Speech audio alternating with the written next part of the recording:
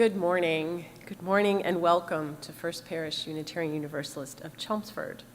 We're a covenantal community gathered for worship, mutual care, faith formation through spiritual learning and ethical discernment, and in service to a common good. I'd like to extend a welcome to anyone visiting us for the first time, and we're so glad that you joined us today. You can learn more or contact us via our website, uuchelmsford.org, or email dre@uuchelmsford.org. I'm the Reverend Ellen Spiro, and I'm leading the service today with Steve Zaki, our music director, Dolores Heredia Wood, our director of Lifespan Faith Formation, Rick Warner, who is offering our chalice lighting, and Garland Kemper, who will lead us in the English version of our covenant, and Dolores in Spanish. Bill Newhart is running our worship tech. Dave Caffeine is our online chat host. If you wish to join in the online chat, you need to join the worship service via the YouTube link option on our website and be logged into your Google account. I am so excited that next week we will return to multi-platform worship next Sunday, February 27th. And what this means is that you can choose to watch from home or to attend in the sanctuary. And the COVID task force has made some adjustments to our protocols for attending worship in the sanctuary, so please look for the update early next week coming via our events email list. And if you wish to get on our events email list to receive this and other updates, please contact our church administrator, Cindy Gist, at office@uuchelmsford.org. A reminder also that the Welcoming Congregation Committee's podcast review book club is next Saturday. For this year's LGBTQIA+ podcast book club, we are highlighting the work of philosopher Abigail Thorne. Abigail runs the YouTube channel Philosophy Tube, which presents educational content on various topics from LGBTQIA+ issues to fighting fascism. Join the Welcoming Congregation Book Club to discuss via Zoom on February 26th at 6:30. The Zoom link will be announced. If you have any questions, please email welcoming@uuchelmsford.org. We will have social hour online after the service, hosted today by Edith Murphy, and we'll provide a slide with the Zoom link at the end of the service if you wish to join. But now I invite us to center ourselves for worship. Steve.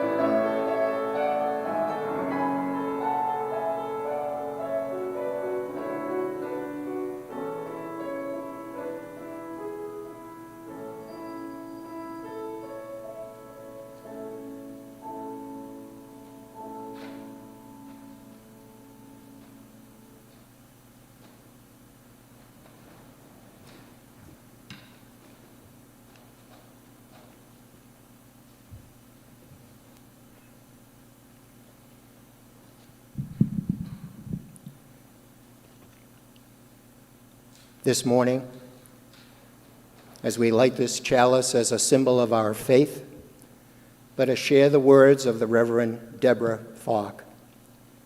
We light this chalice, symbolic of the warmth of community and the brightness that love brings to the world, illuminating our search for justice and peace. Light, that force that nurtures all living things, here in our midst, in this flame, so tiny and so significant.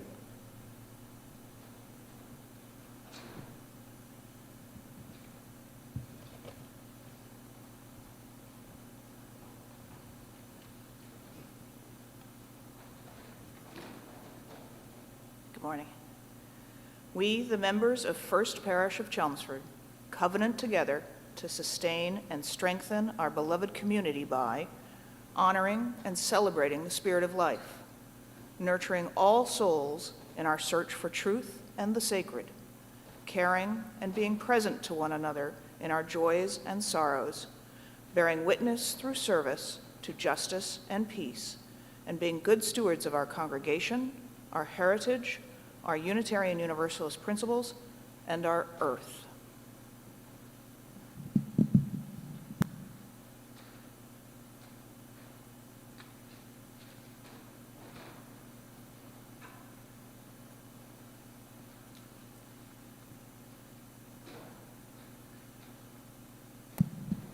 Buenos días. Nosotros, los miembros de la primera parroquia de Chelmsford, convenimos juntos a sostener y fortalecer a nuestra amada comunidad, honorando y celebrando el espíritu de la vida, nutriendo todas las almas en la búsqueda de la verdad y lo sagrado, cuidar y estar presentes al uno y al otro en nuestras alegrías y tristezas, dar testimonio mediante servicio a la justicia y la paz, y ser buenos cuidadores de nuestra congregación, nuestra herencia, nuestros principios unitarios universalistas y nuestra tierra.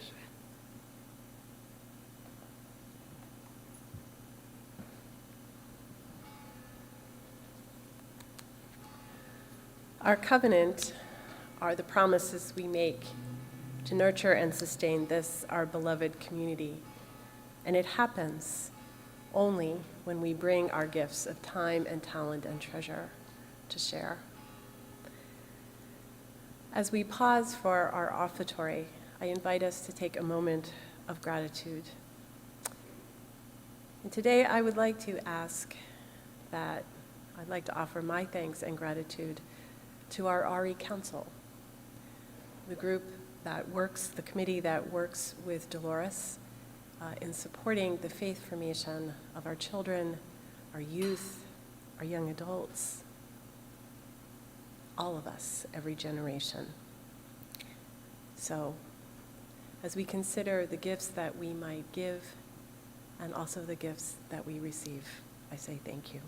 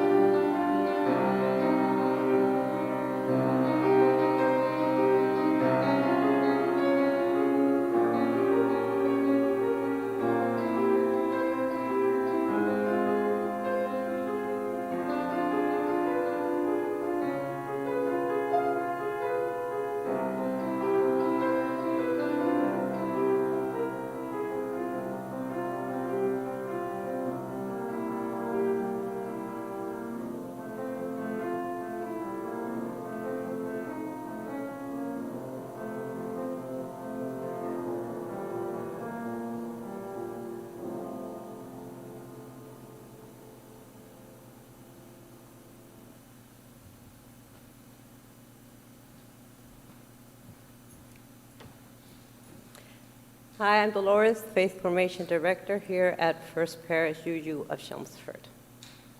The Soul Matters Things theme for this month has been widening the circle. And I've been telling for the past month stories about other religions, from other religions, as part of widening our circle. But this week, I'm asking for your help to widen the circle with your imaginations. It's your turn to tell a story. So here's an activity that I learned recently to help you spark your imaginations. In order to spark your imagination, it has to be quick. Don't overthink this. Just grab an inanimate object around you, a fork, spoon, phone, iPad, hat, whatever, and get ready to make the prompt by making it a prompt for your story by bringing it to life. For example, this podium.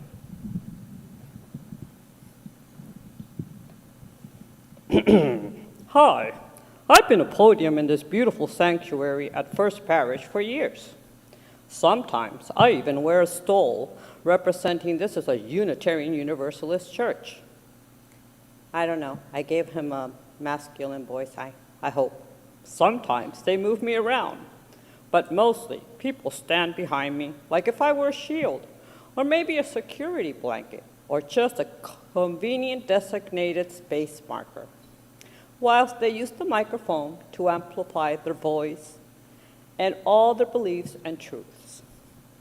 I don't know if their beliefs are true. I don't have a head, as you can see, but I will stand here firmly, upholding on my tray whatever notes you have written, ready to express what is important to you. Well, thank you, podium. Now we're going to be silent for a few moments. A silent meditation on our side. You can use it as that, as a silent meditation, or you can let your imagination soar and share your stories. Or you can just start your story. You can keep it short like mine, or share it anytime. Just tell a story to your family, your friends, or maybe even yourself. Or even email them to me, dre@uuchelmsford.org. I will ring a bell when the silent story meditation is done so we can move on. So you ready? Get your story imagination hat on and have fun. Let spontaneity be your muse. Thank you.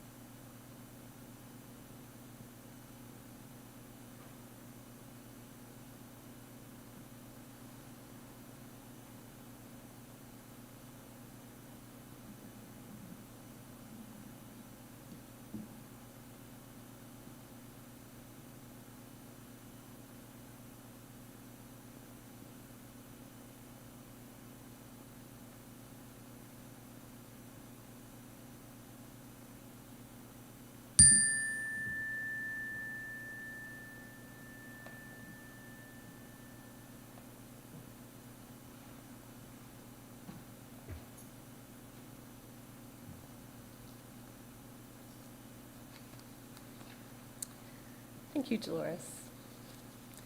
reminded me of the time when I was in the UU church where I grew up. I used to tell stories about, it had stained glass windows. I used to tell stories about the images I saw in the stained glass windows because, as we know, ministers can be very boring.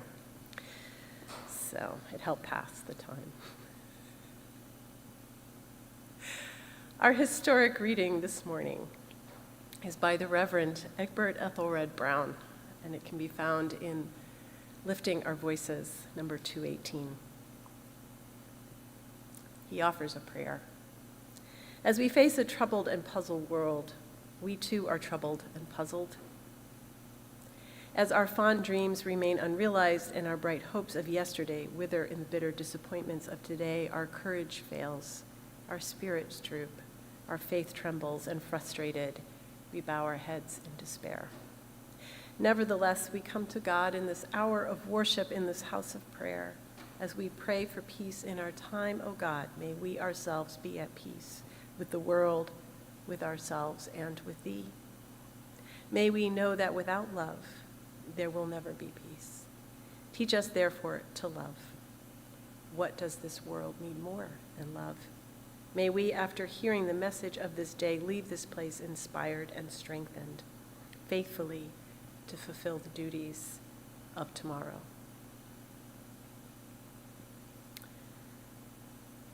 Our modern reading is from the introduction of In Black Pioneers in a White Denomination by my colleague, Reverend Mark Morrison Reed. He writes, James W. McClendon, Jr., in his biography as Theology, How Life's Stories Can Remake Today's Theology, proposes that an ethic of character in community can lead to a theological discourse, not of calculations, but of real personal encounters with moral decisions. In these events, values that moral philosophy and theology try to uncover are acted out in real-life situations in the context of a believing community. Values that are seen not as ideals, but as they influenced and are embodied in humanity. McClendon writes, the best way to understand theology is to see it not as the study about God, for there are godless theologies as well as godly ones, but as the investigation of the convictions of a convictional community, discovering its convictions, interpreting them, criticizing them in the light of all that we can know, and creatively transforming them into better ones, if possible.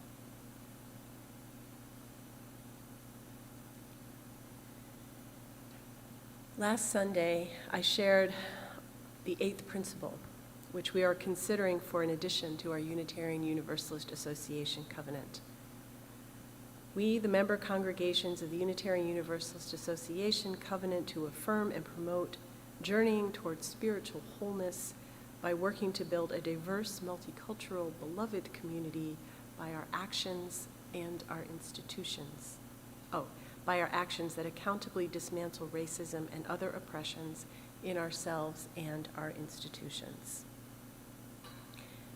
An important part of holding ourselves and our institutions accountable to dismantling racism is knowing and acknowledging the fullness of our UU history, the good, the bad, and the ugly. And racism is part of the ugly in our tradition.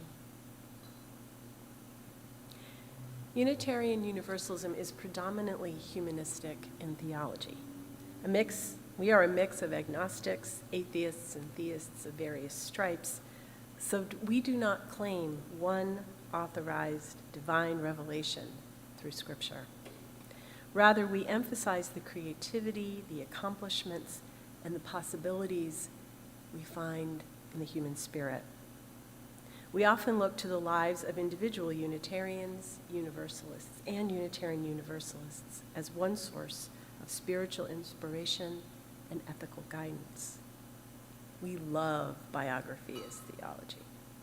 We lift up individuals who pushed against the prevailing prejudices and attitudes of their day to live into the convictions of our faith, like freedom, truth, equity, justice, and peace. Ralph Waldo Emerson, Henry David Thoreau, Olympia Brown, Theodore Parker, James Reed, Viola Loazo, to name a few. But we need to share also the stories of those who reveal where we as a faith, a community of conviction, have failed to embody those convictions. The story of Reverend Egbert Ethelred Brown, the first black man ordained to the Unitarian ministry, is one of these stories. I shared it before, 6 years ago, but it's important to revisit. He is as much a tragic figure as a heroic one, in part because of his own character flaws, but more because of the racial and class prejudices that the members of the American Unitarian Association, the AUA, it tells of the great failure of our forebears to embody their convictions and transform our faith. And yet, Reverend Brown's story, as recounted by Morrison Reed in his book, is inspirational. It deepens our understanding of freedom, one of the core values of Unitarianism, and what freedom means, not just as an intellectual ideal, but freedom embodied and lived in community. Egbert Ethelred Brown was born July 11th, 1875 in Falmouth, Jamaica, and his call to ministry came to him at a young age. As a child, he liked to organize services and deliver sermons to his siblings and his friends. As a youth, he realized one Easter Sunday, as the priest and congregation recited the Athanasian Creed, that he did not believe in the doctrine of the Trinity. Later that afternoon, he visited an uncle who happened to have a copy of William Ellery Channing's famous speech defining Christian Unitarianism sitting on his table.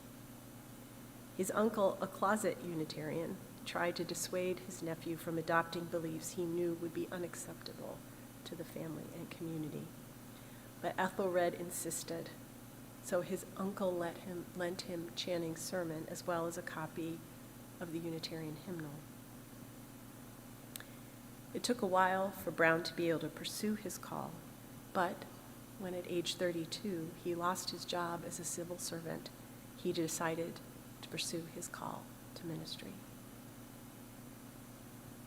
Brown applied to the African Methodist Episcopal Church, but he also sent a letter addressed to any Unitarian minister in New York City, requesting information about entering the Unitarian ministry. The same day that the AME Church welcomed him, he received a reply from Franklin Southworth, the president of Meadville Seminary, that was less supportive. Brown wrote, "The mail which brought a reply from the bishop of the AME Church, which was practically an acceptance, brought also a reply from President Southworth.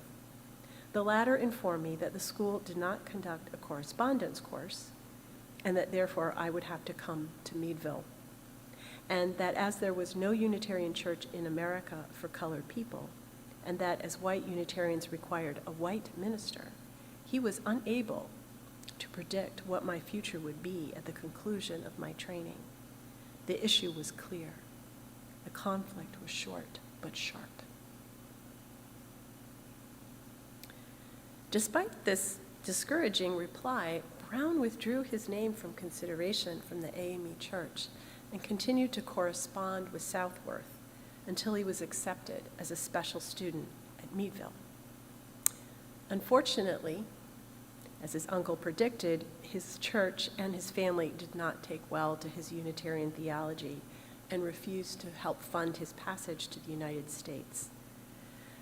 It took him 3 years to finally arrive at Meadville Seminary in Chicago in 1910, leaving his family behind in a precarious financial situation. In seminary, he experienced his happiest times as a Unitarian, doing very well in his studies and befriending his colleagues. He finally found a place where he could express his theology that did not seem to encounter the same level of racism that he would later experience in the larger Unitarian denomination. And one of his most constant supporters was President Southward. Upon his graduation in 1912, he was ordained by a group at Meadville with the intention of his returning to Jamaica to start a Unitarian church there. He came back to Montego Bay full of energy and optimism with a fund started by President Southworth and promises from the AUA for further financial support.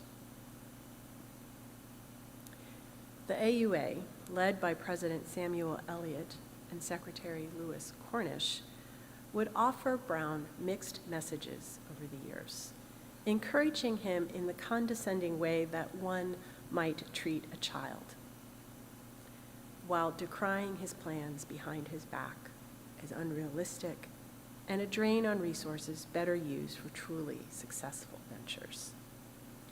When Brown unknowingly crossed an unspoken line, Eliot and Cornish would respond with an abrupt harshness that took Brown by surprise. For while in theory, Unitarians believed in the equality of man, and I use the word man deliberately, they believed even more deeply that their tradition was for a certain class of men, of well-to-do and enlightened white men. They were very happy to support benevolent causes that benefited the underprivileged, but didn't want them in their churches. The ideal was not actually to be embodied. So while the AUA gave grants to Reverend Brown, they saw it more as a humanitarian mission and never fully supported his attempt to start a viable Unitarian congregation in Jamaica. When his congregation failed in Montego Bay, Brown moved it to the larger city of Kingston.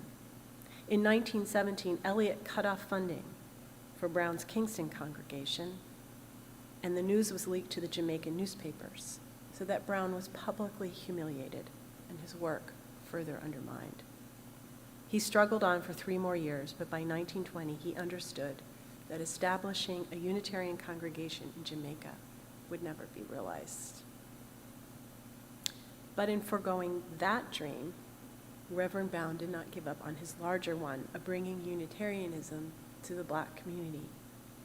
He came at his hope from another angle, selling everything, packing up his family, and moving to New York City to start a new congregation in the heart of the American Black community, Harlem. Brown arrived when the Harlem Renaissance was at its height, giving voice to Black artists, writers, musicians, new political ideas of socialism and Black empowerment and civil rights. Reverend Brown founded the Harlem Community Church on March 7th, 1920, in this very rich context. And he developed a close relationship with the Reverend John Haynes Holmes, a prominent Unitarian minister, social activist, and pacifist in New York City.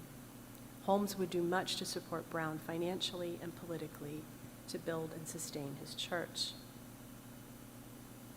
However, Brown found himself up against even more difficult racial hurdles than in Jamaica.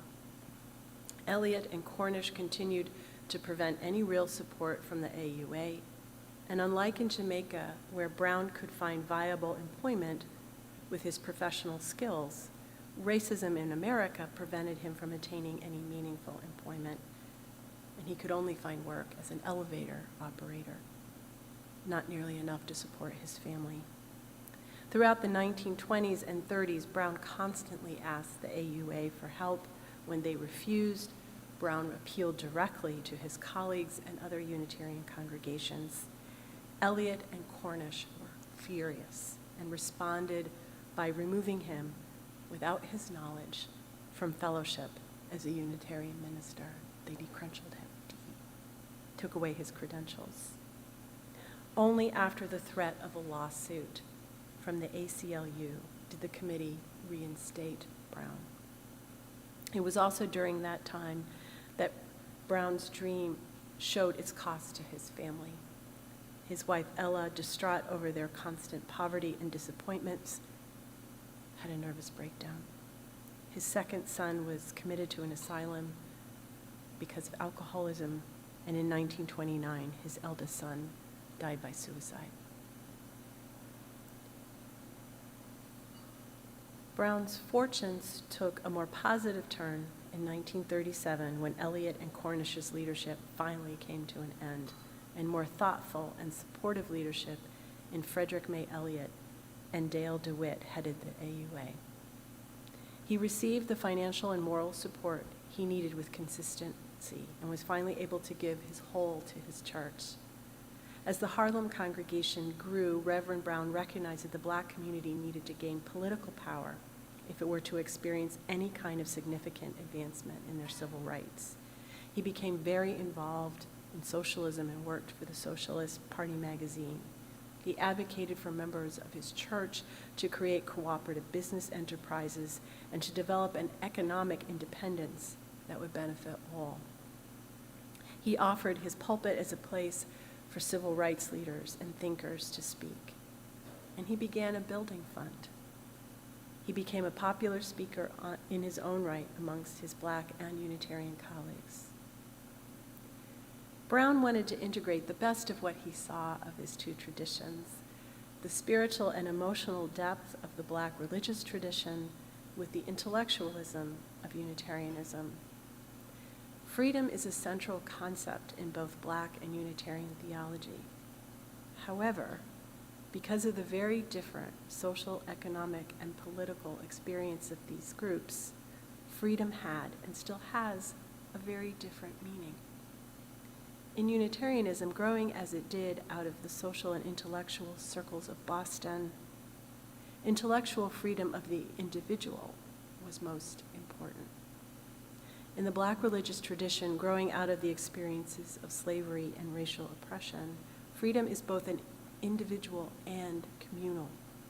It is not just the mind, but the body and the soul. It is freedom of community, for a whole people to be a people, seeking freedom from laws, institution, and social mores that classified them as non-people. Brown was a visionary in that he saw that these two understandings of freedom could complement one another and empower both. He just wasn't sure how to make it happen, and unfortunately, he refused to let anybody else help him discern that. By 1940, Reverend Brown had become a respected minister and his congregation was holding its own. The AUA saw this, but they also realized it would need new and younger leadership to survive. But Brown could not let go, and he refused to step away, even after the AUA's promise of a pension. He held on until his death in 1956. And soon after, his congregation, which never got a building of its own, closed down. Theology is the study of what we hold as deeply sacred and holy, the core convictions that ground us and transform our lives. If indeed the best way to understand theology is to see it not as a study about God, but as the investigation of the convictions of a convictional community, discovering its convictions, interpreting them, criticizing them in the light of all we can know, and creatively transforming them into better ones, that, if possible, then the story of Reverend Egbert Ethelred Brown has much to teach us about the failures and the possibilities of our Unitarian Universalist theology. Luckily for us, Revelation is not sealed. We can learn from the past if we are willing to listen.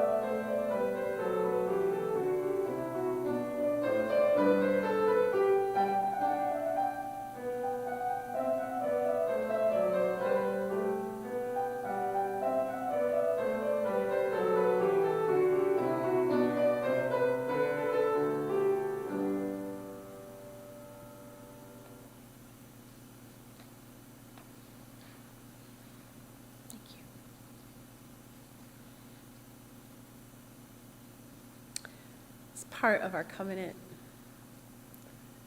we offer to be present to one another in our joys and sorrows.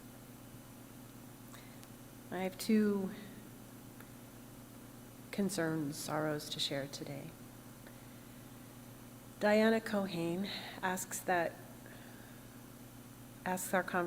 our congregation for strength and healing thoughts for her dear college friend, Sandy, who recently learned she has an aggressive form of breast cancer and began chemotherapy this week. Sandy lives in Boulder, Colorado, and Diana says it's hard for her not to be there in a week and months to come. Also, I received a text from Carla last night, who fell and broke her wrist when she was slipping on the ice when she was walking her dogs. So luckily, Brenda Rogers was able to reach Brenda, and Brenda was able to take her to Leahy, and she'll be okay. She said she's in a bit of pain, but getting very good care. So I invite us to open our minds and our hearts and our spirits to our source of life. Whether we find this source within ourselves, in the presence of one another, in the creation, in the embrace of God or Goddess or divine mystery, however we know and call the many names of the holy.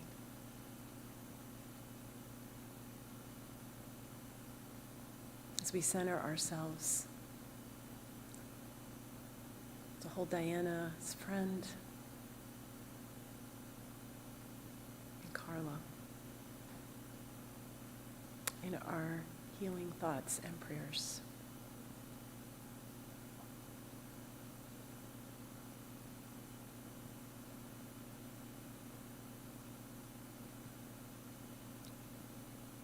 As we hold to thoughts and prayers for our own healing and the healing of the world around us,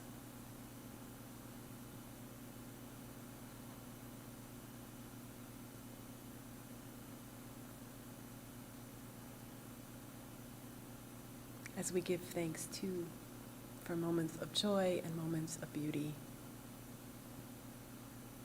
on yet another sunny, delightful morning.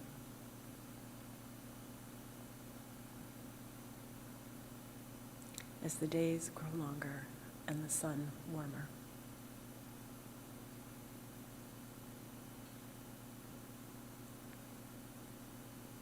Spirit of life and love,